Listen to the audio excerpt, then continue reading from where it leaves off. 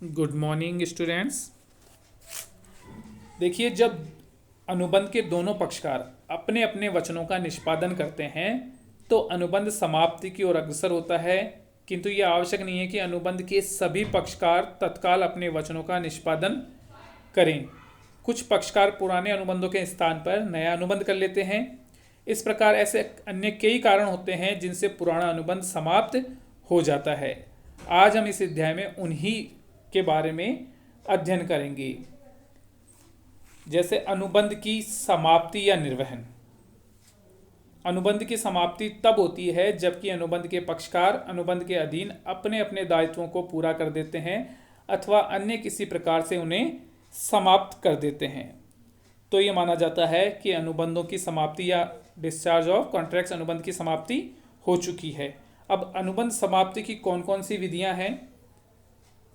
अनुबंध की समाप्ति की निर्वहन निष्पादन विधि द्वारा, पारस्परिक ठहराव या सहमति द्वारा समाप्ति, अवधि समाप्त होने से अनुबंध समाप्ति, राजनियम के परिवर्तित हो जाने से अनुबंध समाप्ति, महत्वपूर्ण परिवर्तन द्वारा अनुबंध समाप्ति, अनुबंध भंग द्वारा समाप्ति, निष्पादन की असंभवता द्वारा अनुबंध समाप्ति। अब इनका विस्तार से हम अध्ययन करते हैं। पहली विधि है निष्पादन द्वारा समाप्ति। अनुबंध की समाप्ति की सबसे अधिक प्रचलित विधि है अनुबंध का निष्पादन। ये दो प्रकार से हो सकता है, जैसा हमने पिछले अध्याय में पढ़ा था। एक तो वास्तविक निष्पादन और एक प्रस्तावित निष्पादन। अनुबंध के दोनों पक्षकार अपने अपने वचनों को पूरा कर देते हैं, अतः अनुबंध समाप्त या पूर्णतः निष्पादित हो जाता है। अनुबंध का एक पक्षकार अनुबंध के निष्पादन वैध प्रस्ताव करे और दूसरा उस निष्पादन प्रस्ताव को स्वीकार कर ले तो भी अनुबंध का निष्पादन हो जाता है। यह माना जाता है निष्पादन द्वारा समाप्ति। दूसरा है पारस्परिक ठहराव या सहमति द्वारा। अब पारस्परिक ठहराव से क्या? अनुबंध के दोनों पक्षकार अपने पारस्परिक ठहराव द्वारा भी अनुबंध की समाप्ति करते हैं।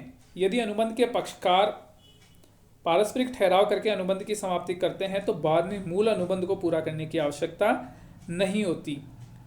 अब पारस्परिक ठहराव द्वारा अनुबंध को किस प्रकार से पूरा करते हैं?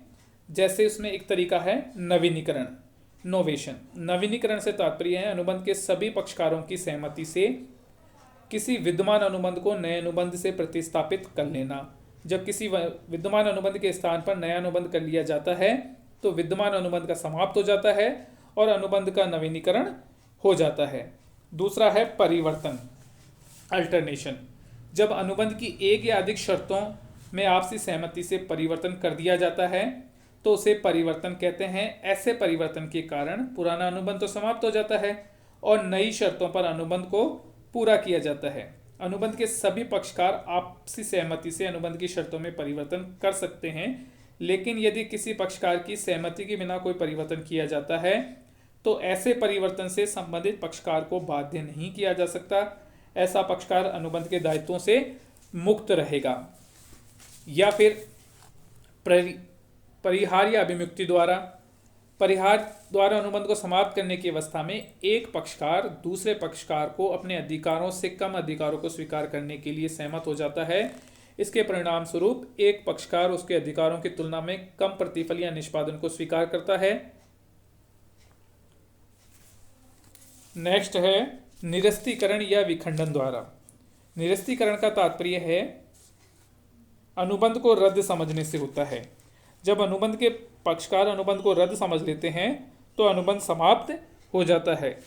अब अनुबंध को रद्द कैसे होता है? या तो आपसी समझौते द्वारा अनुबंध को निरस्त कर दिया, या अनुबंध का वह पक्षकार जिसकी इच्छा पर अनुबंध व्यर्थनीय हो अनुबंध को निरस्त कर सकता है, या एक पक्षकार अपने वचन को पूरा नहीं किया तो दूसरा पक्षकार उसे क्षमा कर अनुबंध को निरस्त कर सकता है, या क्षतिपूर्ति प्राप्त करके अनुबंध को निरस्त कर सकता है। नेक्स्ट है अभित्याग या अभित्यजन्य द्वारा। जब अनुबंध के अंतर्गत अधिकार रखने वाला पक्षकार अपनी इच्छा के बिना किसी प्रतिफल के तथा बिना नया ठहराव किए अपने अनुबंधात्मक अधिकारों को त्याग देता है तो अनुबंध का अभित्याग द्वारा समाप्त समझा जाता है। इसके बाद नेक्स्ट विधि है अवधि समाप्त होने से अनुबंध समाप्ति, discharge of contract by lapse of time. यानी अनुबंध के निष्पादन के लिए कोई समय सीमा निर्धारित की गई हो, लेकिन अनुबंध के पक्षकार उस समय में अनुबंध निष्पादन की मांग नहीं करते हैं तो समय के व्यतीत हो जाने के बाद ऐसा अनुबंध स्वतः ही समाप्त हुआ माना जाता है।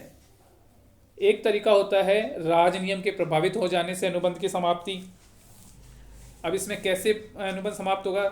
मान लो पक्षकार की मृत्यु होने पर, जब अनुबंध के निष्पादन में व्यक्तिगत चातुर्य एवं सद्विश्वास की आवश्यकता होती है तो ऐसा अनुबंध उस पक्षकार की मृत्यु होने पर स्वतः ही समाप्त समझा जाएगा। मतलब किसी प्रकार की आर्ट या कला जो उस व्यक्ति से संबंधित है और उस व्यक्ति की यदि मृत्यु हो जाती है तो वो अनुबंध अपने आप समाप्त हो जाता है। दूसरा है दिवालिया होने पर, जब किसी अनुबंध का एक पक्षकार दिवालिया घोषित कर दिया जाता है तो ऐसा पक्षकार अनुबंध के निष्पादन के दायित्व से मुक्त हो जाता है। नेक्स्ट है विलयन होने पर, मर्जर पर, जब एक ही व्यक्ति में उच्च तथा निम्न कोटि के अधिकार केंद्रित हो जाते हैं तो इसे विलयन कहते हैं। इसके परिणाम स्वरूप ऐसे पक्षकार को प्राप्त निम्न कोटि के अधिकार स्वतः ही उच्च कोटि के अधिकारों में मिल जाएंगे या विलय हो जाएंगे। फिर नेक्स्ट है प्रमाणों के नष्ट होने पर, जब अनुबंध से संबंधित सभी प्रमाण नष्ट हो जाते हैं तो अनुबंध स्वतः ही समाप्त हो जाएगा। ये थे राजनियम के प्रभावित होने पर कब अनुबंध समाप्त होता है।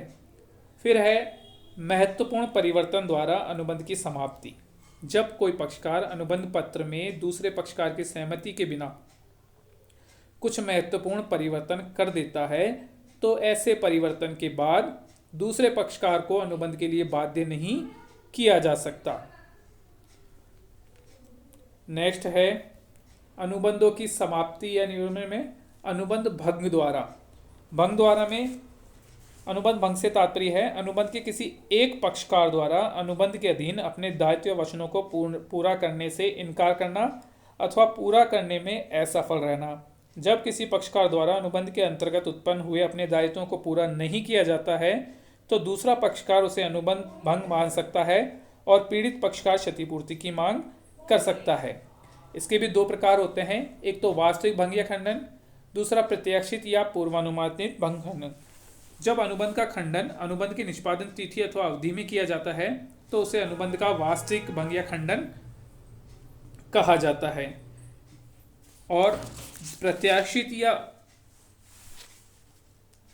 जब अनुबंध का एक पक्षकार अनुबंध के निष्पादन से पूर्व ही अनुबंध का निष्पादन करने से मना कर देता है अथवा पक्षकार को ऐसा कार्य करता है जिससे अनुबंध का निष्पादन असंभव हो जाता है तो इसे प्रत्याशित भंग या खंडन कहा जाता है।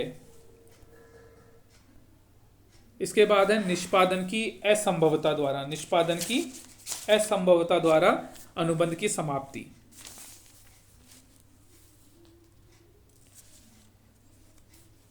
निष्पादन की असंभवता द्वारा अनुबंध की समाप्ति में सबसे पहला है अनुबंध की विषय वस्तु का नष्ट होना।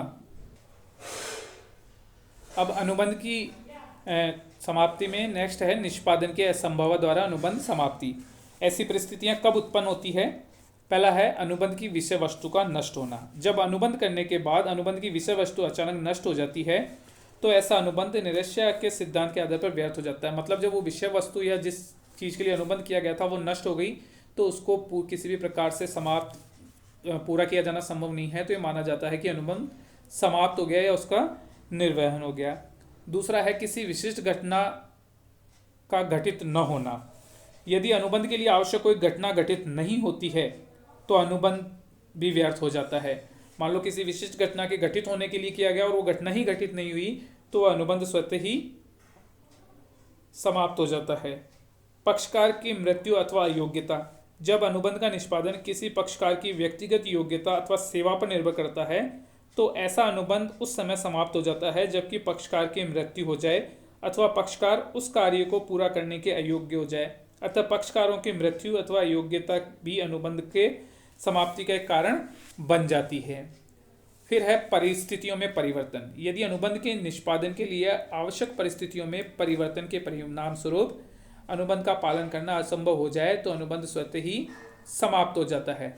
परंतु यदि परिवर्तित परिस्थितियों में भी अनुबंध का पालन करना संभव हो तो ऐसा अनुबंध व्यर्थ नहीं होगा।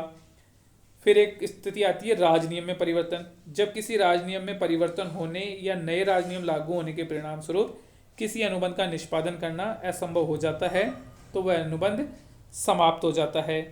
या फिर युद्ध छिड़ने पर, युद्ध काल में शत्रु राष्ट्रों के साथ व्यक्तियों के साथ किए गए अनुबंध अवैध होते हैं तथा व्यर्थ हो जाते हैं। लेकिन यदि अनुबंध युद्ध प्रारंभ होने से पहले ही कर लिया गया हो तो ऐसे अनुबंध का निष्पादन युद्ध काल के दौरान नहीं किया जा सकता। युद्ध समाप्ति के बाद ही ऐसे अनुबंधों का निष्पादन किया जा सकता है। फिर है न्यायालय के आदेश पर। कभी कभी न्यायालय द्वारा आदेश जारी कर दिए जाने पर भी अनुबंध का पूरा करना असंभव हो जाता है और अनुबंध समाप्त मान लिया जाता है। तो ये वो विधियां या तरीके थे जब अनुबंध की समाप्ति या निर्वहन हो जाता है।